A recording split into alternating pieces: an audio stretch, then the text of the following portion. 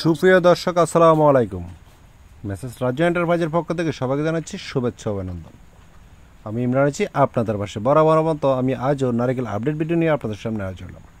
বর্তমানে ইন্ডিয়ান নারিকেল না থাকার কারণে দেশের নারিকেল প্রচুর চাহিদা রয়েছে, তাই দামও একটু বেশি। যারা নারিকেল নিয়ে ব্যবসা করতে চান তারা সরাসরি আমাদের সাথে যোগাযোগ করুন। যারা আমার চ্যানেল নতুন আছেন চ্যানেলটি সাবস্ক্রাইব করে নোটিফিকেশনটি অন করে রাখুন। আপনারা চাইলে আমাদের এখান থেকে কুরিয়ার মাধ্যমে এই নারকেলগুলো নিয়ে ব্যবসা করতে পারেন। যারা কুরিয়ারে মাল নেবেন তারা 30% টাকা পেমেন্ট দিয়ে সারা বাংলাদেশে কন্ডিশন যুগে নারকেল নিয়ে ব্যবসা করতে পারেন। গোটা নিতে পারেন বা ছোলা নিতে পারেন, এখানে বাড়তি কোনো টাকা দিতে হবে না। গোটা নিলে যে রেট এবং ছোলা নিলেও সেম রেট।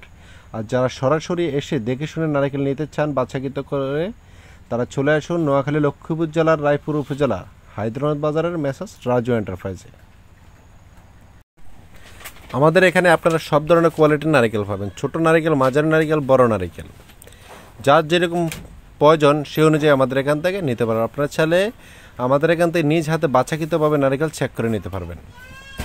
বর্তমানে নারিকেল প্রাইস একটু বেশি। আমাদের যে ছোটো সাইজের নারিকেল রয়েছে, ছোটো সাইজের নারিকেল নিতে পারবেন প্রতি পিস 55 টাকা, এবং মাঝারি সাইজের যে নারিকেল রয়েছে মাঝারি সাইজের নারিকেল নিতে পারবেন প্রতি পিস 65 টাকা।